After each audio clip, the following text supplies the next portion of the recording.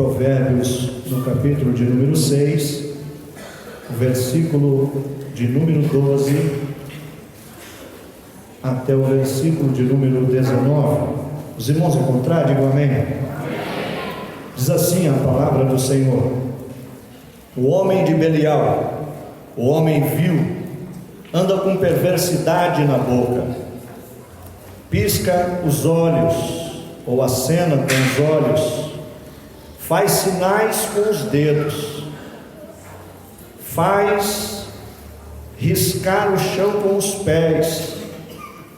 Perversidade há no seu coração, todo o tempo maquina o mal, anda semeando contendas, pelo que a sua destruição virá repentinamente, subitamente será destruído, sem que haja remédio.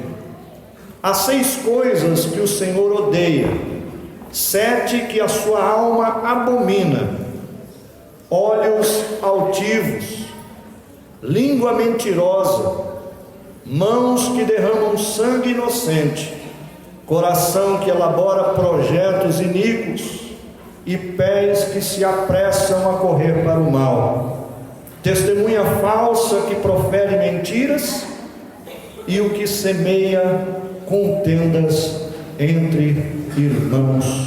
Amém. Graças a Deus.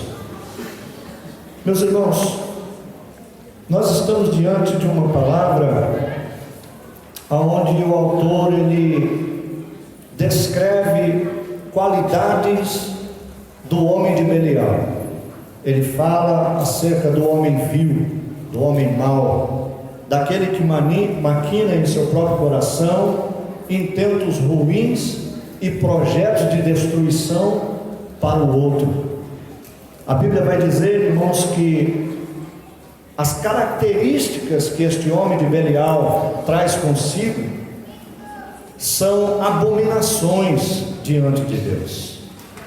E aí ele destaca entre estes adjetivos do homem de Belial 7 qualidades que Deus odeia ver no homem. E é interessante, irmãos, que destas qualidades nós vamos iniciar hoje falando aqui com os irmãos sobre os olhos altivos. O que são olhos altivos? Olhos altivos é todo o sentimento que o homem carrega de arrogância. O que é o olho altivo? É a soberba que se manifesta na vida de alguém. Os olhos altivos estão relacionados ao orgulho que alguém traz no coração, aquele sentimento de superioridade aos outros, é sentir-se sempre melhor do que o teu próximo. O que é olhos altivos? É aquela pessoa que interage com os outros, sempre desdenhando do próximo. O altivo é aquele que tem um sentimento de egoísmo tremendo, ele só pensa em si mesmo. O altivo, ele além de ser egoísta, ele é prepotente, e com isso, irmãos, ele tem uma tremenda falta de humildade. O que é ter olhos altivos? É aquela pessoa, irmãos, que, em outras palavras, ao passar por você, te olha sempre de cima para baixo, o nariz está sempre empinado. É aquela pessoa que te despreza porque você não tem, mas não reconhece o que você é. O altivo é sempre melhor. O que ele faz é o que é bom, e se ele não estiver, não tem ninguém que possa fazer igual. Se ele não põe a mão, não vai dar certo. Se não está na responsabilidade dele, ixi, isso daí vai dar errado. Sabe o que é o sentimento do altivo? É aquele sentimento, irmãos, que vai construindo na pessoa uma exaltação humana, de tal maneira que o Deus dele se torna o próprio umbigo. O centro da sua vontade é que precisa ser satisfeito. Quando a gente fala destes olhos altivos, a gente fala de uma qualidade que Deus odeia. Quando Deus olha alguém, irmãos, que passa pelo outro empinando o nariz, Deus se aborrece com isso. este odiar de Deus, ou este aborrecer de Deus, significa, em outras palavras, Deus rejeita, Deus não suporta. Deus, irmãos, quando olha o altivo, quando olha o soberbo, Deus olhando para ele, Deus o reprova. Isto é, quando Deus olha alguém que traz no seu coração tanto orgulho, que é incapaz de dividir com os outros as suas experiências, Deus olhando para esta pessoa, o rejeita. O que é que Deus está dizendo com odiar? Deus está dizendo: eu rejeito, eu reprovo, eu abomino, eu resisto a esse tipo de gente. Quando a gente olha para estas qualidades do homem de Belial, do homem vil, do homem mau, preocupa o nosso coração, porque às vezes nós pensamos que estes sentimentos são próprios só de gente ruim, mas estes sentimentos muitas vezes se apossam de nós.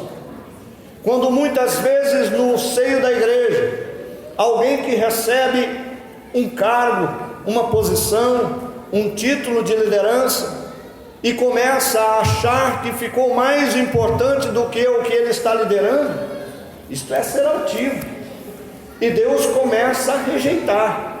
Aí você diz assim: parece que não estão me obedecendo, porque talvez você esteja reprovado, porque talvez o sentimento que você passa para quem você está liderando é um sentimento de soberba e não de humildade.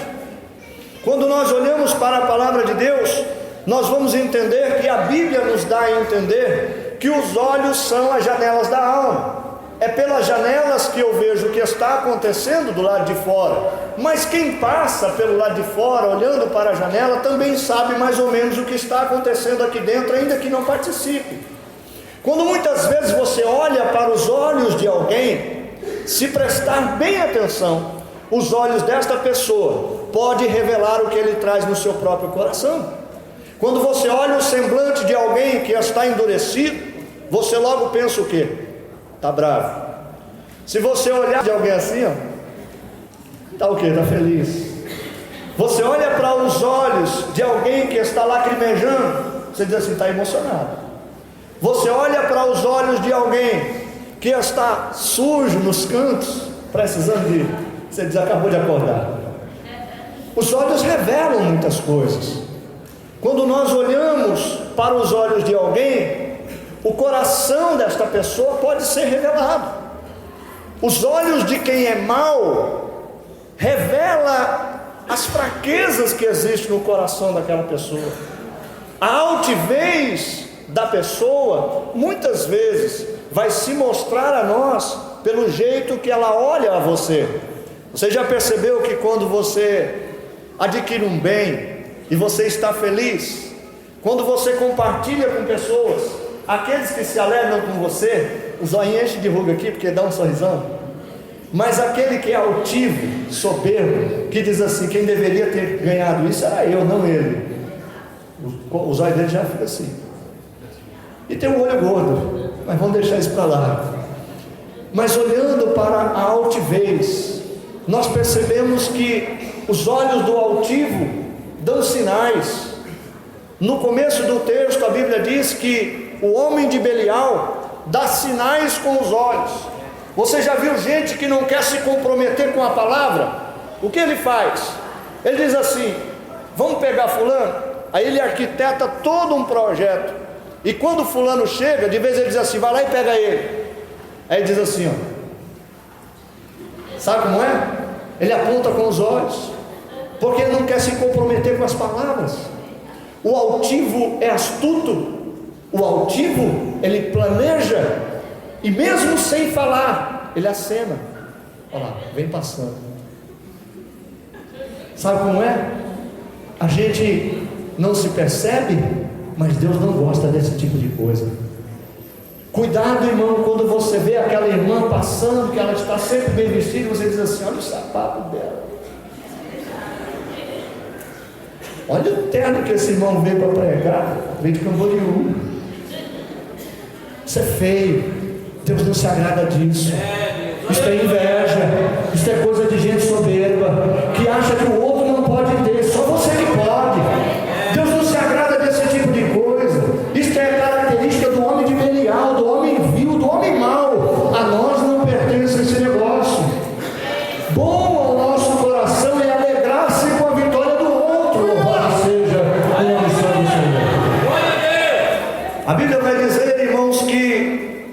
Deus resiste aos soberbos.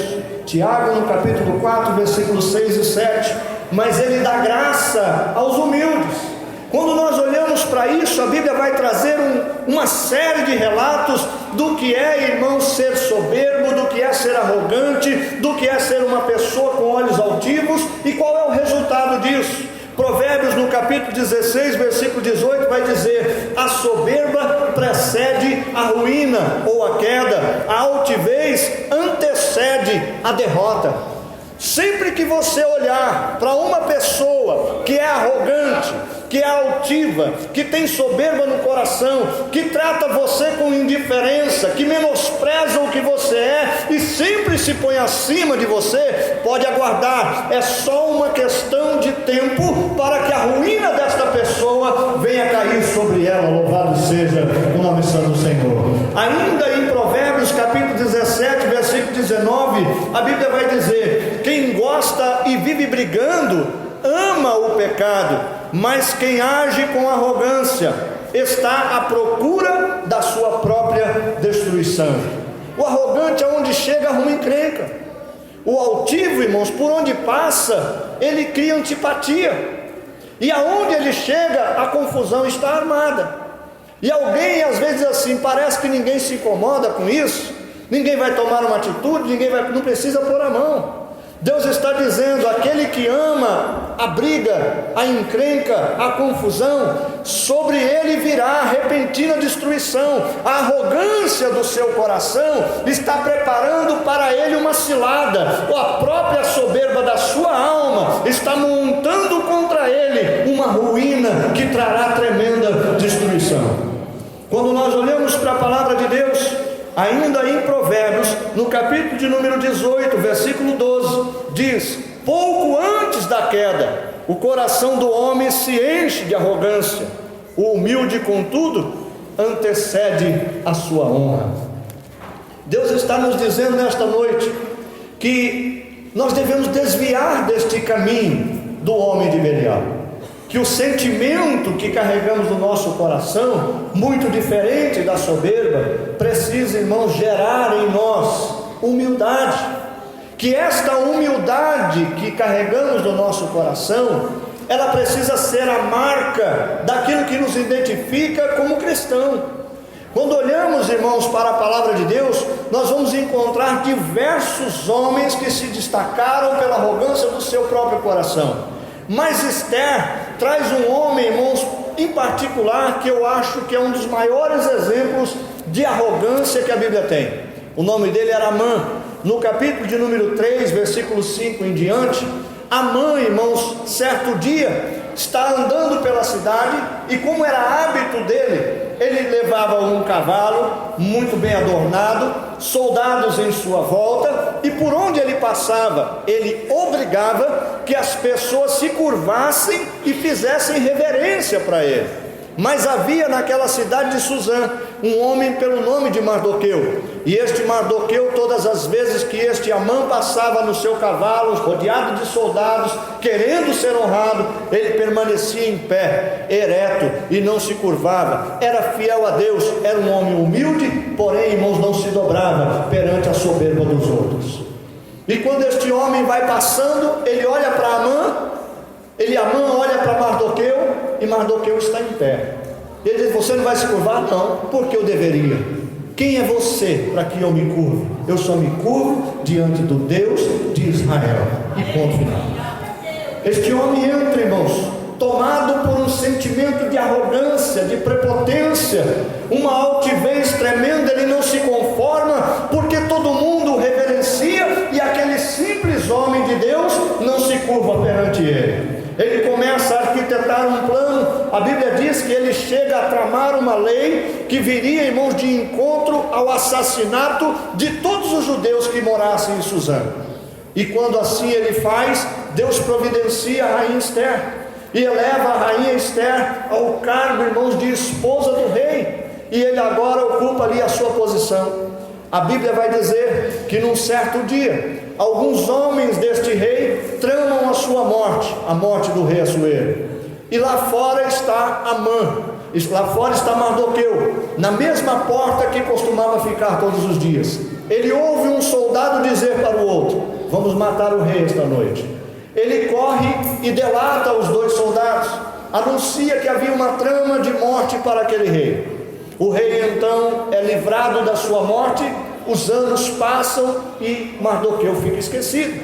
Chega um determinado dia, Deus levanta este rei Assuero e faz com que ele perca o sono. Ele diz: me tragam o livro das crônicas do nosso reinado, eu preciso ler porque estou sem sono, leiam para mim. E começaram a ler, e caiu em uma página onde Mardoqueu havia livrado o rei. Ele diz assim: o que é que eu posso fazer para honrar este homem? O que vocês fizeram para honrar ele? Disseram: nós não fizemos nada. Ele falou: isso é impossível, um homem desse não pode ficar sem honra. O que é que eu devo fazer para honrar este homem? E ele chama então Amã, que era aquele da sua confiança, e ele diz assim: Amã, diga para mim, o que deve se fazer o rei, cujo homem ele se agrada no seu próprio coração? Como é que eu posso honrar este homem? E Amã, cheio de prepotência, olha como prepotente é. Quando você quer elogiar ou dar um presente, o prepotente diz logo assim: é para mim, não tem outro que pode receber, só eu que vou receber. E ele diz assim: o senhor deve fazer uma coisa, põe o seu cavalo real para ele sentar em cima, veste ele com as suas vestes, põe nele a sua coroa, pega um homem da tua confiança, rei, põe puxando o cavalo e gritando e anunciando para toda a cidade que aquele homem é o homem cujo rei o coração se agrada. Ele diz assim: muito boa sua ideia, pega-o agora, Mardoqueu, veste nele as minhas roupas, põe nele a minha coroa, pega o cavalo, dá uma lavada no cavalo, escova o cavalo, põe ele sentado em cima, sai puxando pela cidade, aponta para ele e diga: este é o homem cujo coração o rei se agrada. Louvado seja o nome do Senhor. A coisa gloriosa, irmãos, é que a Bíblia se cumpre cabalmente. A ruína vem como de súbito, repentinamente a destruição cai sobre o soberbo. Este homem volta para casa e diz para a mulher: mulher, aconteceu uma coisa humilhante. Aquele homem que não se dobra para mim, hoje foi exaltado pelo rei, e pior, eu que tive que fazer as honras. A mulher diz assim: esse negócio não vai ficar por aí. Se isso começou assim, o final é pior. Ele diz assim: não, eu vou tramar aqui, eu vou matar este homem, eu acabo com ele. O soberbo planeja contra a tua vida. O homem de Belial, todo o tempo, faz projetos contra a sua vida. Mas tem uma coisa, a Bíblia diz no livro de Salmos, que aquele que cava uma cova, nela cairá. Isto é, Amã, irmãos, projetou uma grande forca para Mardoqueu. Mas a Bíblia vai dizer que Esther fica sabendo deste intento e da lei que foi criada, corre aos pés do rei Assuero e diz: olha, este tal de Amã tramou contra a minha vida e ele planeja me matar. Ele diz assim: como pode? Ele quer matar a mulher do rei? Vou chamá-lo aqui agora. Ele diz assim: você está tentando matar a minha mulher? Ele diz assim: eu não, de maneira nenhuma. Ele diz assim: está sim, porque você projetou contra a vida de todos os hebreus, e eu também sou hebreia, eu sou judia, eu sou aquela que serve ao Senhor. Estou aqui por misericórdia de Deus, para que nesse tempo o Senhor livre o meu povo. E o rei então muda a ordem e diz assim: faça agora cumprir a minha palavra, que este homem seja castigado de morte. E alguém grita de lá: olha, ele acabou de fazer uma forca para o tio da Esther. Ele diz assim: pois nela ele será enforcado. Levaram ele de lá, subiram ele no madeiro e precipitaram ele na corda, e ele morreu enforcado. A Bíblia, irmão, nos garante que os soberbos que tanto te fazem sofrer, que perseguem a tua vida, que planejam contra a sua ruína, você pode ter certeza de uma coisa: Deus está no controle, e a forca que levantaram para você nesta noite é para o teu próprio inimigo. Glorifique e exalte o nome do Senhor. A Bíblia ainda vai dizer que no livro de Isaías, no capítulo 2, versículo 11 e 12, os olhos dos arrogantes serão humilhados, e a soberba da humanidade será destruída naquele dia.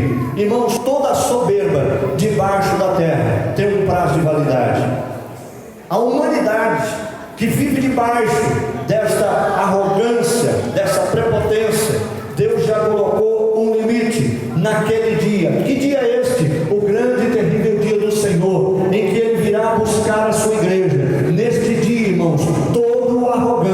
ele vai ter que reconhecer que soberano é só o Senhor dos senhores, o Rei dos reis, o nosso Deus o Todo-Poderoso. A Bíblia vai dizer que no livro de Isaías ainda, capítulo 37, versículos de 10 ao 13, que um homem, irmãos, que era rei da Síria, ele envia cartas ao rei Ezequias, e ele diz ao rei Ezequias em quem este rei estava se apoiando, porque os outros deuses das outras nações não puderam livrá-los, e que Deus de Israel também não o livraria. E ele diz afrontas em cima de afrontas, e o rei Ezequias se desespera, rasga suas vestes, cai de barriga no chão e chora na presença de Deus. Se levanta o profeta Isaías, vai até ele e diz assim: ó rei, não precisa chorar, não precisa rasgar a roupa, não precisa se desesperar. A carta que chegou em você era endereçada a Deus, e Deus já mandou uma resposta. O rei da Síria vem contra você como um boi muito bravo, como disse aqui, o homem abominável risca com o pé. É como um boi que olhando para você e querendo te pegar, ele passa o pé no chão, ele abaixa a cabeça e vem com tudo. Mas o nosso Deus já está dizendo nesta noite: vou meter um anzol no seu nariz, vou virar pelo mesmo caminho que ele veio contra vós, e ele voltará humilhado para a sua terra. Louvado seja Deus. Ainda disse mais: sobre o céu desta cidade não vai cruzar seta alguma, e nenhuma tranqueira será levantada contra ela. Fica tranquilo, meu irmão, Deus não vai deixar com que nenhum dardo inflamado do diabo alcance a tua vida, e nenhuma tranqueira que lançaram contra a tua casa vai chegar em você, porque assim disse o Senhor desta noite, e assim se fará para a sua vida.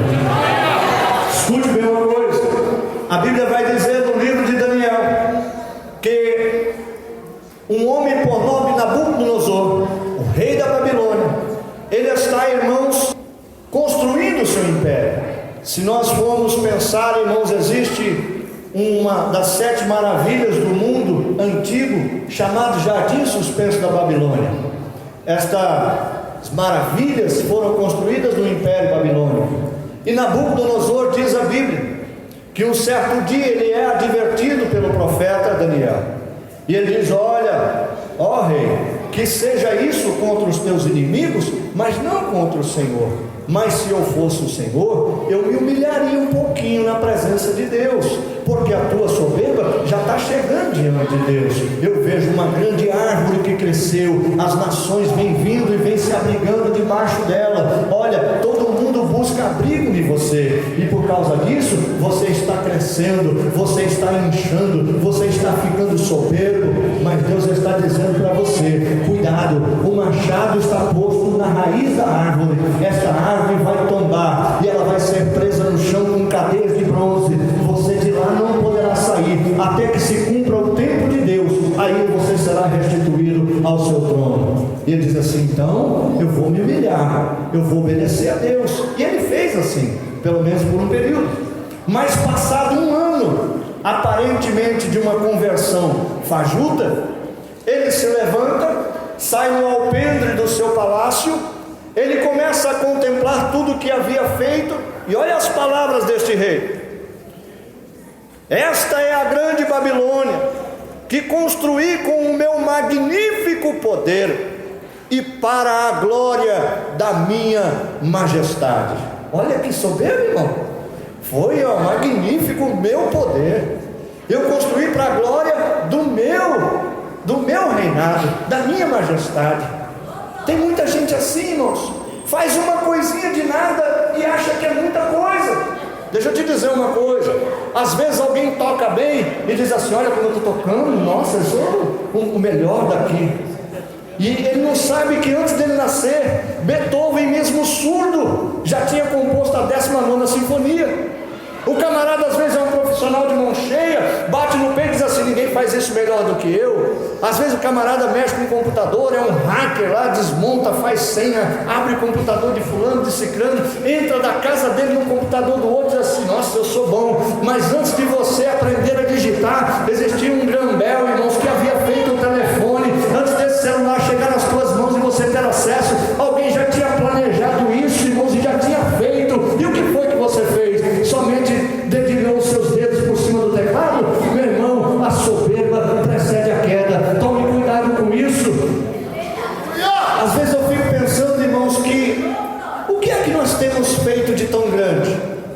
Há anos atrás, alguém descobriu a luz elétrica, e por causa disso, tudo o que nós conhecemos hoje mudou.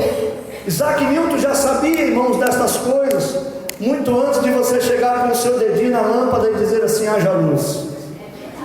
Soberba é a nossa, a gente sempre acha que é o melhor. Aí eu digo assim: mas eu estou pregando bem. Aí Deus traz um camarada lá do Paraná, vem aqui dar uma aula de Bíblia, irmãos, e cita versículo de cabeça, e eu tenho que ficar lendo meu esboço. Aí ele diz assim: baixa a bola, Ronaldo, porque ainda tem muito que você aprender. A soberba do nosso coração nos engana.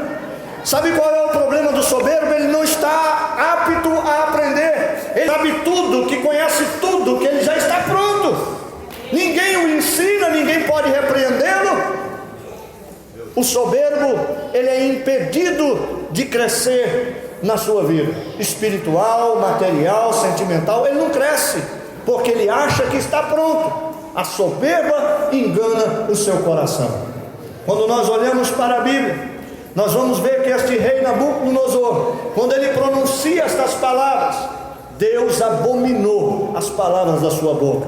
Deus olhou e sentiu nojo, e o rejeitou como rei, e fez, irmãos, com que ele caísse de 4 pés. A Bíblia diz que ele correu para o mato, e no mato ele se enfiou, e os pelos cresceram sobre o seu corpo como as penas da águia, as suas unhas viraram como garras, e ele passou a comer capim como o boi e as feras do mato. Algum tempo se passou, e aí volta ele à consciência. Ele se desperta, porque a Bíblia diz que Deus tirou o coração de homem dele e colocou nele um coração de animal. Mas quando ele cai em si e reconhece que ele era nada, que ele era pó e cinza, que ele era um caco entre os cacos, ele se levanta e diz assim: verdadeiramente Deus é Deus. Ele põe reis e ele remove os reis. É ele quem põe, é ele quem tira, é ele que abate, é ele que exalta, é ele que humilha, é ele que levanta, é ele quem faz todas as coisas. Louvado seja o nome santo de Jesus. E aí então Deus faz, irmãos, o coração de homem voltar no peito dele, e ele volta para o reinado. Os homens o reconhecem, dão um banho, faz a barba, corta o cabelo, veste ele se assenta no trono, e antes de começar a governar, ele chama Daniel e diz assim: Daniel, eu quero que você escreva uma coisa. Ele diz assim: pode falar. Escreve o capítulo 4 do livro de Daniel para mim. E ele começa a exaltar a Deus e dizer: só o Deus de Daniel é Deus verdadeiro. Louvado seja o nome santo do Senhor. Como é que Deus permite um rei pagão tão terrível escrever um capítulo da Bíblia? Porque o capítulo 4 foi Nabucodonosor que escreveu. Mas isso, irmãos, é porque a soberba caiu por terra. Se a soberba do teu coração cair por terra hoje, grandes coisas Deus está pronto para fazer na sua vida e através de você. Olhando para a palavra de Deus ainda, nós vamos encontrar que até no meio dos cristãos isso pode acontecer, e é comum demais. A Bíblia diz, irmãos, que certo dia Jesus está celebrando a última ceia. Ele está comentando com os apóstolos que a sua partida está próxima, e que todos iriam se escandalizar nele, e que todos virariam as costas para eles e o abandonariam. Pedro toma a palavra e diz assim: não, senhor, o senhor está enganado. Olha, tem gente que é assim com Deus. Jesus está dizendo que vai fazer alguma coisa, ele diz assim: não vai ser assim, não tem como, eu sei como é que está a situação lá. Se Jesus está dizendo para você, irmãos, que tem vitória na causa que você julga ser perdida, Jesus sabe o que está falando. Ele tem a providência certa, e na hora certa Ele vai agir. Louvado seja o nome santo do Senhor. Pedro disse assim: não, ainda que todos eles te abandonem, eu não te abandono, eu sou Pedro. Jesus olhou para ele e falou assim: Pedro, ô Simãozinho, você dá um trabalho, meu filho. É interessante, né, irmão? Quando Jesus queria repreender Pedro, Jesus chamava ele de Simão. Já percebeu isso? Simão Barjonas. Eu vou te dizer uma coisa, Simãozinho: quando você for Pedro de verdade, você vai ser uma bênção. Mas por enquanto, vamos ficar nisso. Você fique sabendo que você vai ser um dos que vai me negar esta noite 3 vezes, ainda antes que o galo cante 2. E ele sai dali, irmão, entristecido. E quando é a noite, irmãos, em volta da fogueira, ele vê Jesus passando, irmãos, acorrentado, tomando chicotada, tapa no rosto.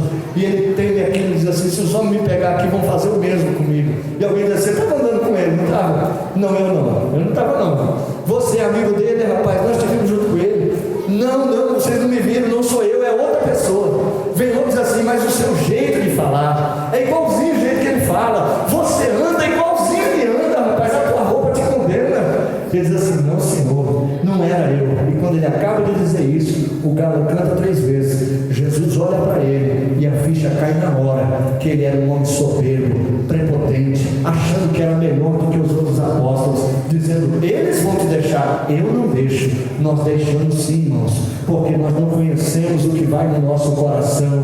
Nós muitas vezes até temos um bom plano, um bom projeto, mas ainda muitas vezes o coração não está pronto para viver as promessas de Deus. Então, que a arrogância, irmãos, de querer dizer: eu estou pronto, sou eu que faço, pode deixar comigo, se eu pôr as mãos dá certo. Arranca isso do teu coração hoje. Isso é qualidade de homens maus. Você não é assim. Peça graça a Deus, diga: Senhor, nas minhas fraquezas, que a tua graça me basta, que nas minhas imperfeições, que a tua graça me aperfeiçoe, que nas minhas incapacidades, que o Senhor me capacite, porque eu sou dependente da tua graça, do teu amor, das tuas mãos, do teu poder, da tua unção, de tudo que vem do Senhor, da revelação dos céus. Tudo está diante de Deus. Louvado seja o nome santo de Jesus.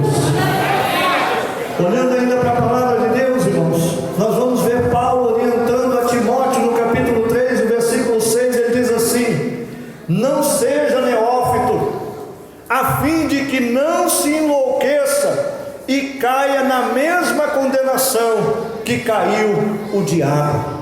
Olha que coisa terrível. O diabo, a Bíblia diz que era Lúcifer, um anjo de luz, perfeito, e na sua perfeição foi achado imperfeição. Olha que coisa, irmão. Como é que pode uma coisa que foi feita perfeita, quando você olha de novo, acha nela imperfeição? Foi isso que Deus viu. Deus fez Lúcifer perfeito, mas quando olhou novamente, achou nele imperfeição. E qual era a imperfeição de Lúcifer? A arrogância e a soberba do seu próprio coração. Por quê? Porque ele estava rodeado dos exércitos de Deus. Ele era o maestro do céu, irmão Rubens, e ele regia da terra todos os exércitos de Deus e louvava ao Senhor daqui. E ele achou que isso era pouco. Ele achou que toda esta glória podia ser dividida um pouquinho com ele, que porque ele fazia, ele era também digno de receber.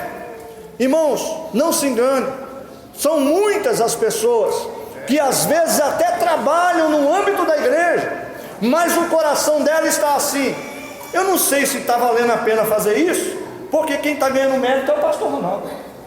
A gente está aqui se matando, quando na verdade é o nome dele que aparece. Você já pensou nisso? Que o teu coração esteja livre deste sentimento, porque toda honra, toda glória, toda majestade, todo domínio, todo louvor, tudo que é feito aqui é feito para a glória de Deus, para Ele, por Ele e dele são todas as coisas, glória, pois a Deus, amém. Nem pastor Ronaldo, nem presbítero, nem evangelista, nem diácono, nem inteligente, nem líder, nem nenhum outro é digno de receber a glória que é de Deus. Ele diz: a minha glória não darei a outrem. A Bíblia ainda vai dizer: uma vez ouvi, uma vez disse Deus, 2 vezes ouvi, que todo o poder pertence a Ele, por isso tudo é dele. Glorifique e exalta o nome santo do Senhor nesta noite. Soberba do coração. Olhando para a palavra de Deus, nós vamos perceber, irmãos, que Jesus foi o maior exemplo de humildade a ser seguido. Não se ache em Jesus altivez, não se ache em Jesus soberba. Nunca houve um relato de que Jesus fosse prepotente em nenhuma reunião. Jesus nunca humilhou, irmãos, por vontade própria, alguém que fosse submisso a Ele.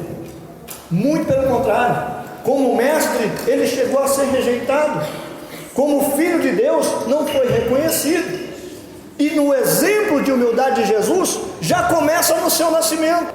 Jesus não nasceu, irmãos, em um palácio adornado, num berço de ouro, com servos e servas lhe servindo todo momento. Não. Jesus nasceu, irmãos, numa manjedoura. Sabe por quê? Porque todas as portas se fecharam para os seus pais. E ele foi, irmãos, parido. Ele foi, irmãos, nascido dentro de um estábulo, no meio de animais. Foi colocado numa manjedoura, num lugar onde os animais comem a sua ração, sem nenhum ambiente de higiene. Jesus nasceu, irmãos, e foi colocado entre os bichos. Foi humilhado, rejeitado. Mas é isso que me deixa o coração alegre, é que a Bíblia diz que anjos de Deus desceram e o serviram, e o adoraram e louvaram, aquele que estava sendo rejeitado dos homens. Ele é exemplo de humildade para nós. Eu acho lindo que com 12 anos de idade, ele está talvez fazendo sabá por conta própria, não foram os pais que levaram. A Bíblia diz que ele está sentado lá no templo. Aqueles mestres e doutores estão indagando ele, e ele está respondendo todas as coisas. E quando ele começa a fazer pergunta, os mestres e doutores ficam embasbacados, não têm o que responder, e ele começa a explicar e ensinar os mestres com 12 anos de idade. Mas imagina o que esta criança passava numa escola, como ele deveria ser rejeitado, porque sobre ele diziam que ele seria o Salvador do mundo. Certamente, irmãos, ele não era um garoto bem-quisto por onde passava, a rejeição acompanhou Jesus. A Bíblia vai dizer que num determinado momento, no auge da sua vida, lá pelos seus 30 anos, quando ele inicia o seu ministério, e ele começa a falar de reinado, Israel olha para ele e diz assim: agora chegou o rei de Israel, ele é verdadeiramente da descendência de Davi, é o filho de Davi, que a Bíblia diz que reinaria eternamente sobre Israel. E eles começam, irmãos, a planejar o triunfo de Jesus. E Jesus, irmãos, olha que humildade, não manda os discípulos pegar um cavalo de Roma, nem uma carruagem imperial. Não é isso que ele manda buscar. Ele não manda pegar lá um alazão egípcio para que ele montasse com uma armadura reluzente para entrar em Israel, não. Ele diz assim: pega um jumentinho emprestado, porque ele não tinha. Pega um jumento. Eu fico imaginando, se Jesus tinha minha estatura, não era uma coisa bonita de se ver. Imagina um homem do meu tamanho sentado no jumento, arrastando o pé no chão. Mas mesmo assim, irmãos, com tanta humildade, aquele povo olhava para Jesus e começava a tirar a roupa, o manto, as vestes, e forrar o chão, e mantos, e palmas, e plantas, e jogavam flores, e gritavam: aí está o rei de Israel, seja bem-vindo o rei de Israel, Hosana ao que vem, em nome do Senhor. E glorificavam a Deus através de Jesus e da humildade do seu coração. A Bíblia chega a dizer no livro de Efésios, através do apóstolo Paulo, capítulo 2, versículos 6 e 7, que ele foi tão humilde, que mesmo sendo Deus, não usurpou ser igual a Deus, que mesmo sendo Deus, se fez na forma mais vil de homem, e como homem foi servo de todos, ao ponto de se assentar no chão, colocar uma toalha no colo, uma bacia em frente, e começar a lavar os pés dos discípulos, e dizer: olha, quem quiser ser o maior entre vós, será o menor, louvado seja o nome santo do Senhor. Humilde, humilde, humilde ao ponto de morrer morte de cruz, e na cruz do Calvário, irmãos, poder dar o brado da vitória, dizendo: está consumado. E a Bíblia diz no mesmo capítulo 2 de Efésios, de Filipenses, no versículo 9, 10 e 11, que assim que ele fechou os olhos na cruz do Calvário, ele foi recebido em cima nos céus. Foi recebido em cima porque foi rejeitado embaixo. A soberba dos homens não deixaram que visse que ele era o rei do rei e o senhor dos senhores. Mas quando ele aqui é rejeitado, ele é recebido em cima. Isto é, a Bíblia se cumpriu na vida de Jesus, dizendo: ele que foi tão humilhado, agora por Deus está sendo exaltado. E o Senhor diz: lhe dei um nome que está acima de todo nome que se nomeia, para que ao nome de Jesus todos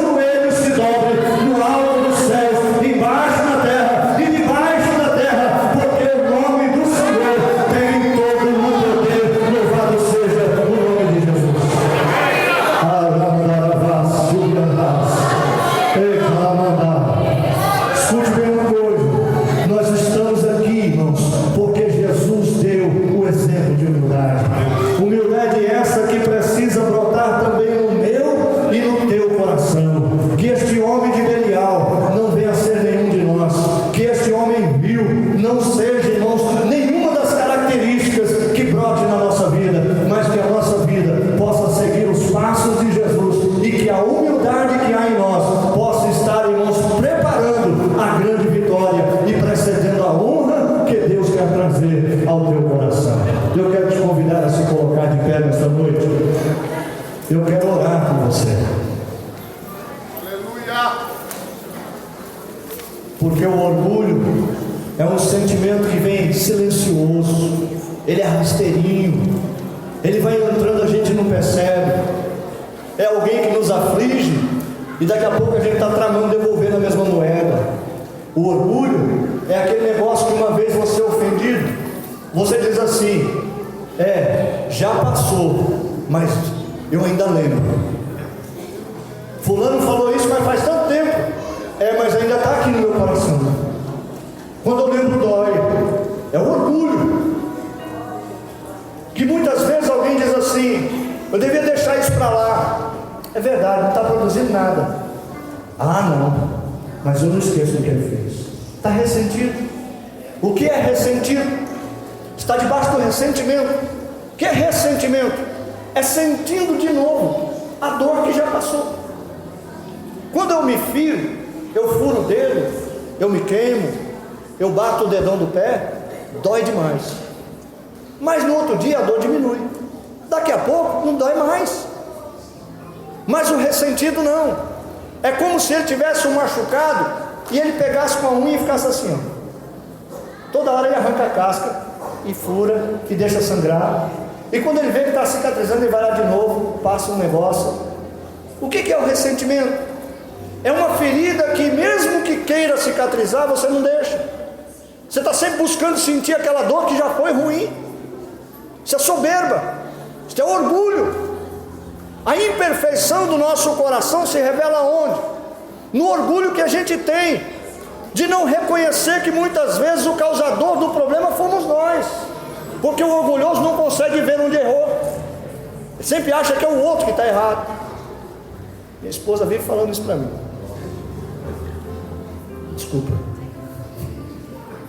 eu tento melhorar, mas às vezes eu sou orgulhoso, eu confesso às vezes, mas eu me policio com isso. Dê uma analisada aí na sua vida, veja se você também às vezes não passa por isso, que alguém te ofende e você diz assim: não, mas não, o que ela fez não tem perdão não.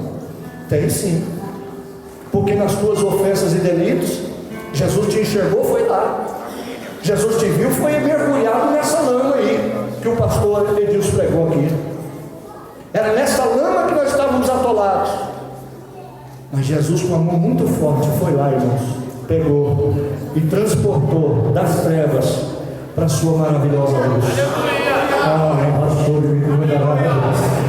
e hoje, irmãos, nós podemos glorificar a Deus, porque aquela soberba que nos trazia ruína e destruição, Deus trocou por um sentimento de humildade, e humilhando-se debaixo das potentes mãos do Senhor, no tempo de Deus, Ele há de nos exaltar. Eu quero orar por você que entrou aqui hoje tão preocupado, tão perturbado, tão aflito. Deus vai arrancar de você qualquer sentimento que roube de você a honra que Deus está te preparando. Alguém nessa noite que, ouvindo esta palavra, quer entregar a sua vida a Jesus, quer deixar de ser um homem de Belial, alguém que está com essas qualidades ruins, para que Deus molde a sua vida e mude o seu caráter, como foi pregado pelo pastor Edilson. Aonde você está, eu quero orar por você. Alguém quer entregar a sua vida a Jesus? Alguém que provou do amor de Deus, se afastou, quer voltar hoje à presença de Deus? É você e Deus. Eu quero orar por você. Alguém? Tenha coragem. Você não entrou aqui à toa, você entrou aqui para sair diferente. Deus quer fazer algo novo na sua vida. Aonde você está? Eu não vou insistir. Alguém? Não há ninguém. Que Deus te conceda a nova oportunidade. Mas você que veio nesta noite, saia daqui com esta palavra no teu coração. Peça a Deus que molde a sua vida nesta semana. Na terça-feira nós continuaremos esse estudo e falaremos, irmãos, das outras qualidades do homem de Belial. Oramos ao Senhor.